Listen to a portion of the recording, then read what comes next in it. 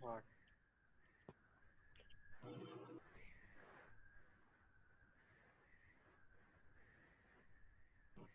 Hari Om. Welcome back. Here there is a 40-minute time limit being set by Zoom app, so we can't help it. We have to rejoin.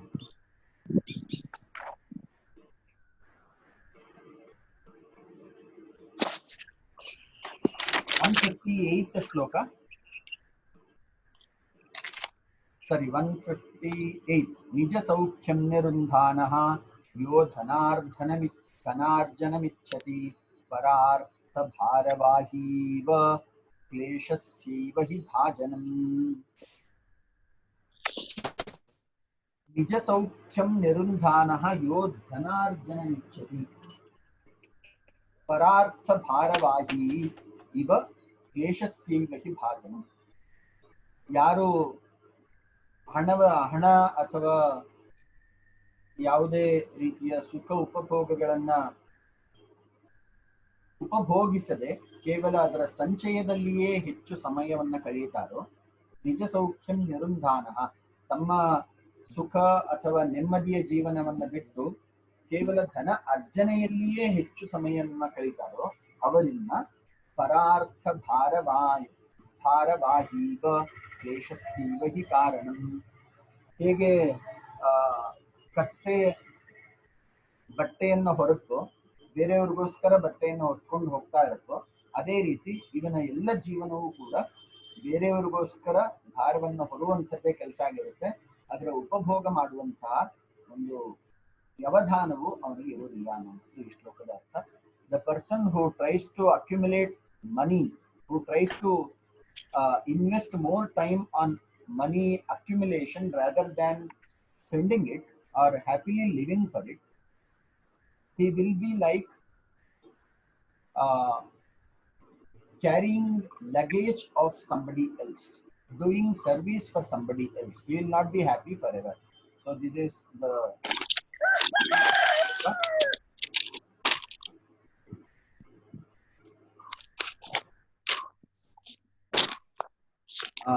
I'll again remind you to please mute your audio unless you have any specific doubt or question to share. ನಿಮ್ಮ audio mute ಮಾಡ್ಕೊಳ್ಳಿ, ಇಲ್ಲಾಂದ್ರೆ ಅದು disturbing ಆಗಿದೆ ಇರುತ್ತೆ. Next one 150 first ಶ್ಲೋಕ, ಸಾರಿ 159th ಶ್ಲೋಕ.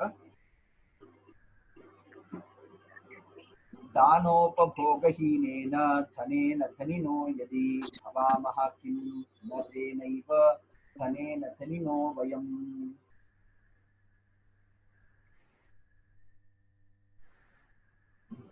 दान उपभोगहीनेन धनेन धनिनो यदि भवामः किं न तेनैव धनेन धनिनो वयम्.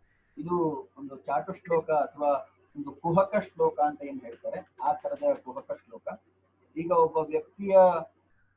ವ್ಯಕ್ತಿಯು ತನ್ನ ಬ್ಯಾಂಕ್ ಅಕೌಂಟ್ ಅಲ್ಲಿ ಹೆಚ್ಚಿನ ಹಣವನ್ನು ಇಟ್ಟಿದ್ದು ಅದರ ಯಾವ ಒಂದು ಭಾಗವನ್ನು ಇನ್ನೊಬ್ಬರಿಗೆ ತನಗೂ ಬಳಸ್ಕೊಳ್ಳದೆ ಕೇವಲ ಅದು ಬ್ಯಾಂಕಲ್ಲೇ ಇದ್ರೆ, ಅಂತಹ ಹಣದಿಂದ ಅವನು ನಾನು ಶ್ರೀಮಂತ ಅಂತ ಅನ್ಕೊಳ್ಳುವುದಾದ್ರೆ ಆ ಹಣದಿಂದ ಉಳಿದವರು ಕೂಡ ಶ್ರೀಮಂತರು ಅಂತ ಅನ್ಕೊಳ್ಬಹುದು. ಯಾಕಂದ್ರೆ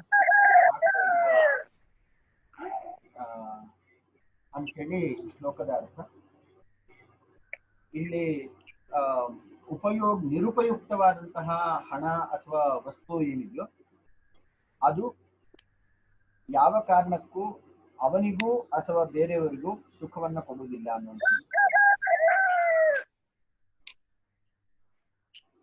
ಯಾರೋ ಕೋಳಿ ಕೂಗಿಸ್ತಾ ಇದ್ದಾರೆ ಆಗ್ಲಿಂದ, ದಯವಿಟ್ಟು ನೀವು mute ಮಾಡ್ಕೊಳ್ಬೇಕಾಗ್ತದೆ, otherwise I will have to disable you. Sir, someone is her name is Vaishu Kauda. Her audio is not mute. Please mute your audio immediately. Since I am focusing on the content, I will not be able to manage each and every one whether their audio is on or off. ಇದೆಲ್ಲ ನೀವು ಸ್ವಲ್ಪ ಮಾಡಬೇಕಾಗ್ತದೆ. You need to make sure your audio is completely off, muted. The next shloka is quite important. 161. Sorry, 160 we have not discussed. न देवाय न विप्राय न बन्धुभ्यो न च आत्मने कृपणस्य धनं याति वह्नि तस्कर पार्थिवैः. 161 is important, not 160. न देवाय न विप्राय न बन्धुभ्यः न च आत्मने कृपणस्य धनं याति वह्नि तस्कर पार्थिवैः. Kripanaha is a miser, one who doesn't wish or one who doesn't want to spend money and be happy about accumulation rather than utilization of the money. That is the characteristic of a miser. Kripanasya dhanam yati vanhi taskara parthivaihi. The miser's money will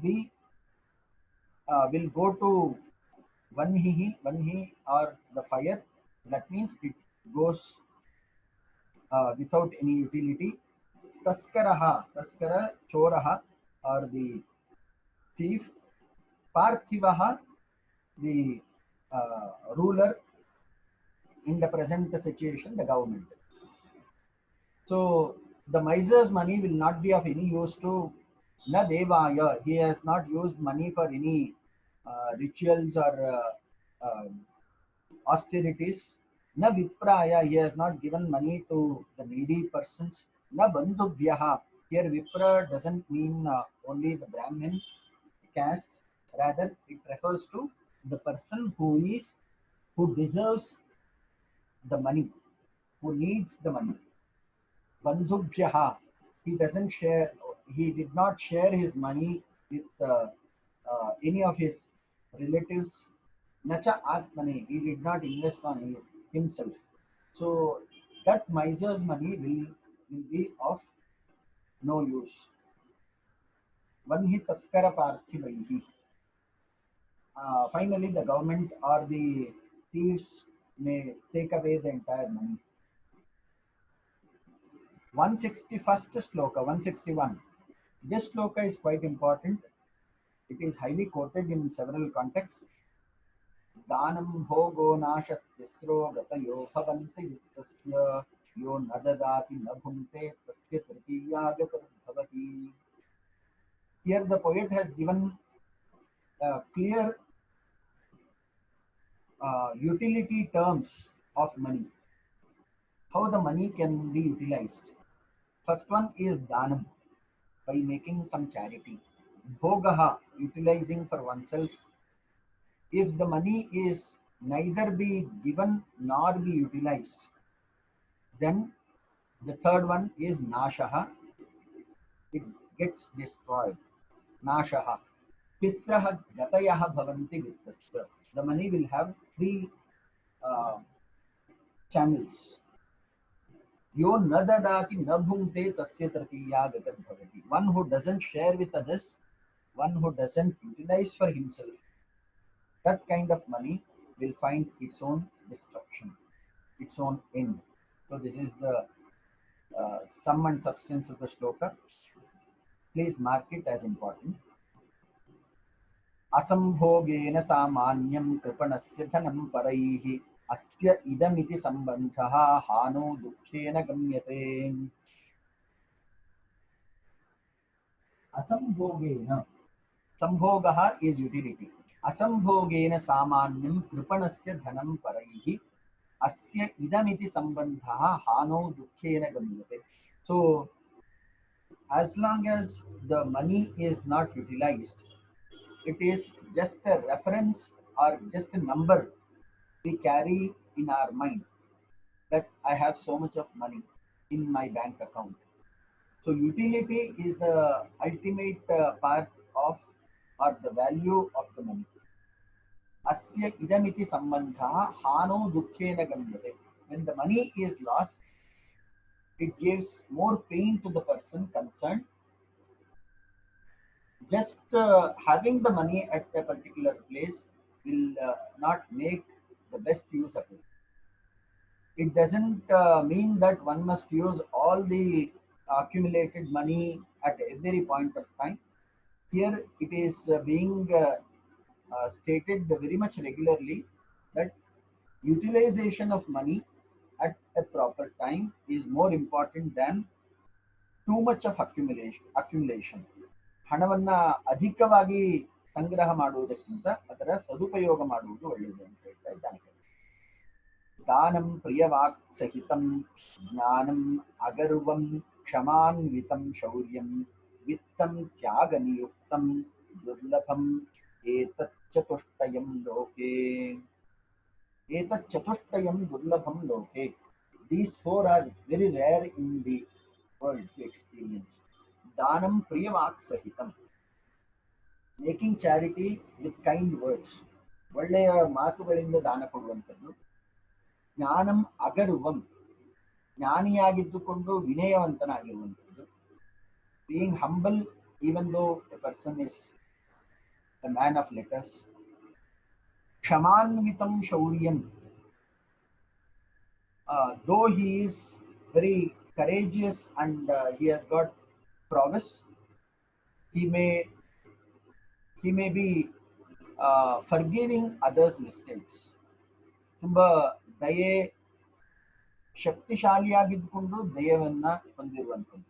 ವಿತ್ತಂ ತ್ಯಾಗ ನಿಯುಕ್ತಂ, having money and willingness to share the money. These four are very rare elements or very rare things to see. Uktancha 164th ಶ್ಲೋಕ.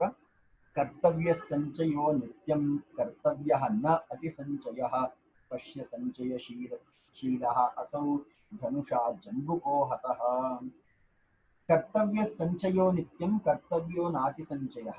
This is the theme of the next story.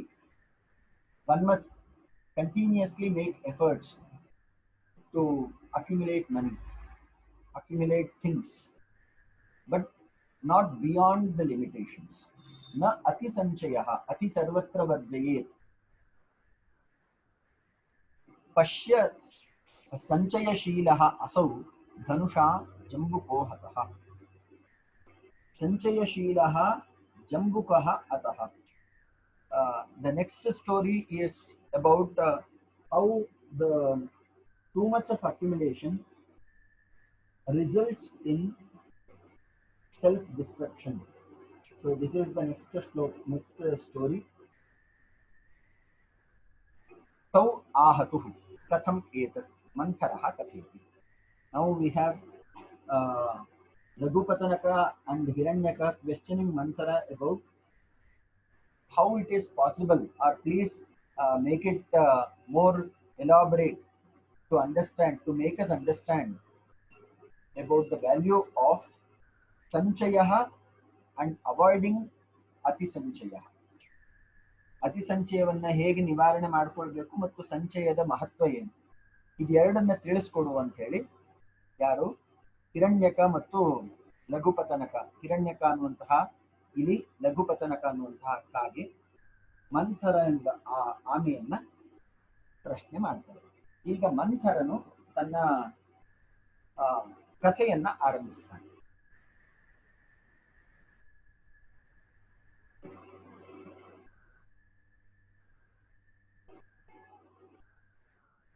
आसीत् कल्याण कटक वास्तव्यः भैरवो नाम व्याधा. Please underline the word भैरवो नाम व्याधा. कल्याण Cuttack वास्तव्यः. Kalyana is a name of the state or a province wherein there was a hunter by name Bhairava. Such a ekada mrigam अन्विष्यमाणः विन्ध्याटवीं गतवान्. मृगम अन्विष्यमाणः विन्ध्याटवीं गतवान्. So he went in search of a deer. He went to Vindhya mountains in search of a deer. ततः तेन व्यापादितं मृगम् आदाय गच्छता घोराकृतिः शूकरः दृष्टः. ಅವನು ಸಂಜೆ ಒಂದಿನ ಹೋಗ್ತಾ ಇರ್ಬೇಕಾದ್ರೆ ಆ ವಿಂಧ್ಯ ಪರ್ವತದ ಕಡೆ ಹೋಗ್ತಾ ಇರ್ಬೇಕಾದ್ರೆ ಅಲ್ಲಿ ಆ ಒಂದು ಜಿಂಕೆಯನ್ನ ಕೊಂದು ತರ್ತಾನೆ. ಅವನು ಬೇಡನಾಗಿರೋದ್ರಿಂದ ಕೊಲ್ಲುವಂಥದ್ದು ಅವನ ಒಂದು ನಿತ್ಯ ಪ್ರವೃತ್ತಿಯಾಗಿರುತ್ತದೆ. ವ್ಯಾಪಾರಿತಂ ಮೃಗಂ ಆದಾಯ ಗಚ್ಚತ ಘೋರಾಕೃತಿ ಶೂಕರ ದೃಷ್ಟ. ಶೂಕರ ಅಂದ್ರೆ ಹಂದಿ, the pig. So the big pig was seen on his way back home while he was carrying the mriga, the deer on his head. ಅವನು ಜಿಂಕೆಯನ್ನು ತೆಗೆದುಕೊಂಡು ಬರ್ತಾ ಇರ್ಬೇಕಾದ್ರೆ ಒಂದು ದೊಡ್ಡ ಕಾಡು ಹಂದಿ ಅಂತ ನೀವು ಕೇಳಿರ್ಬೋದು. ಆ ಕಾಡು ಹಂದಿಯನ್ನ ಅವನು ನೋಡ್ತಾನೆ. ತೇನ ವ್ಯಾಧೇನ ಮೃಗಂ ಭೂಮೌ ನಿಧಾಯ ಶೂಕರಃ ಶರೇಣ ಆಹತಃ. ಅವನು ಜಿಂಕೆಗೋಸ್ಕರ ವಿಂಧ್ಯ ಪರ್ವತಕ್ಕೆ ಹೋಗಿರ್ತಾನೆ. ಜಿಂಕೆಯನ್ನು ತರ್ತಾ ಇರಬೇಕಾದ್ರೆ ಮುಂದೆ ಇನ್ನೊಂದು ಕಾಡು ಹಂದಿ ಕಾಣುತ್ತೆ. ಸರಿ, ಕಾಡು ಹಂದಿ ಕಾಣ್ತಲ್ಲ ಅಂತ ಹೇಳಿ ಇವನೇನ್ ಮಾಡ್ತಾನೆ, ಜಿಂಕೆಯನ್ನ ತನ್ನ ಹೆಗಲಿನಿಂದ ಇಳಿಸಿ ಆ ಕಾಡು ಹಂದಿಯನ್ನ ತನ್ನ ಬಾಣದಿಂದ ಹೊಡೆದು ಸಾಯಿಸ್ತಾನೆ. ಶೂಕರ ದೃಷ್ಟ. ತೇನ ವ್ಯಾಧೇನ ಮೃಗಂ ಭೂಮೌ ನಿಧಾಯ ಶೂಕರ ಶರೇಣ ಆಹತಃ ಶೂಕರೇಣಾಪಿ ಘನಘೋರ ಗರ್ಜನಂ ಕೃತ್ವಾ ಸಹ ವ್ಯಾಧಃ ಮುಷ್ಕದೇಶೇ ಹತಃ ಸಂಚಿನ್ನ ದ್ರುಮಃ ಇವ ಭೂಮೌ ನಿಪಪಾತ. ಈ ಹಂದಿ ಬಾಣ ಹಂದಿಗೆ ಬಿದ್ದ ತಕ್ಷಣ ಅದು ಎಲ್ಲಿಂದ ಬಾಣ ಬಂತು ಅಂತ ಹೇಳಿ ಕೂಡಲೇ ಆ ವ್ಯಾಧನನ್ನ ನೋಡುತ್ತೆ, ಭೈರವನನ್ನ ನೋಡುತ್ತೆ. ಭೈರವನನ್ನು ನೋಡಿ ಅವನ ಮೇಲೆ ಆಕ್ರಮಣವನ್ನ ಮಾಡುತ್ತೆ. It started attacking the hunter Bhairava and it killed him on the other side. So Bhairava is also dead and Shukara is also dead. And before that, even before that, the deer was killed by the hunter Bhairava. So here the poet has got some contents to share through this small story. Jalam Agnir Visham Shastram क्षुधा जलम अग्निः विषं शस्त्रं क्षुद्व्याधिः पतनं गिरेः निमित्तं किञ्चिदासाद्य देहि प्राणैः विमुच्यते. जलम अग्निः विषं शस्त्रं क्षुत् व्याधि पतनं गिरेः. ಒಂದು ಜೀವ ತನ್ನ ದೇಹವನ್ನು ಬಿಡಬೇಕು ಅನ್ನುವಂತಹ ಸಂದರ್ಭದಲ್ಲಿ ಅನೇಕ ನಿಮಿತ್ತಗಳಿರ್ತವೆ. ಅದು ನೀರಿನಲ್ಲಿ ಜೀವ ಹೋಗ್ಬೋದು, ಅಥವಾ ಅಗ್ನಿಯಲ್ಲಿ ಹೋಗ್ಬೋದು, ವಿಷ ಸೇವನೆಯಿಂದ ಜೀವ ಹೋಗ್ಬೋದು, ಯಾವುದೋ ಶಸ್ತ್ರಾಘಾತದಿಂದ ಹೋಗ್ಬೋದು. ಕ್ಷುತ್ ಅಂದ್ರೆ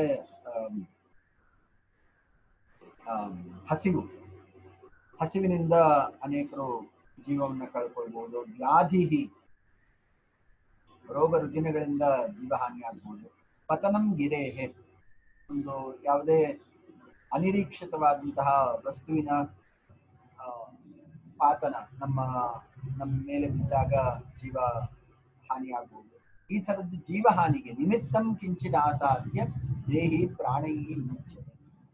ಯಾವುದೇ ಒಂದು ನಿಮಿತ್ತವನ್ನು ಇಟ್ಕೊಂಡು ದೇಹಿ ಜೀವವು ತನ್ನ ದೇಹವನ್ನ ಬಿಟ್ಟು ಹೋಗ್ತದೆ.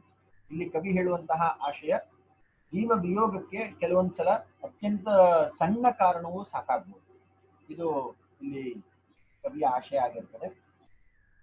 ನಾವು ಇಲ್ಲಿಗೆ ನಿಲ್ಲಿಸ್ಕೊಳ್ಳೋಣ. ಸುಮಾರು 11 ಗಂಟೆ ಆಗ್ತಾ ಬಂತು. So if you have any particular doubts or suggestions, please let me know. ನಿಮಗೆ ಇದಕ್ಕೆ ಸಂಬಂಧಪಟ್ಟಂತೆ ಏನೇ ಜಿಜ್ಞಾಸೆ ಇದ್ರು ಹೇಳಿ. ಪ್ರಶ್ನೆ, ಸಲಹೆ ಯಾವ್ದಿದ್ರು ಹೇಳಿ.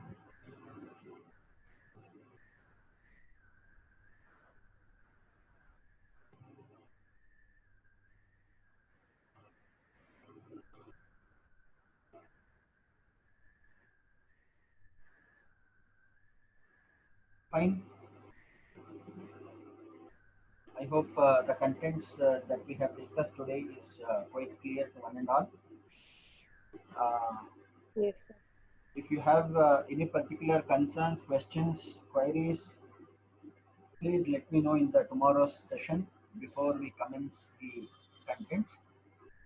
See you tomorrow. Shubham.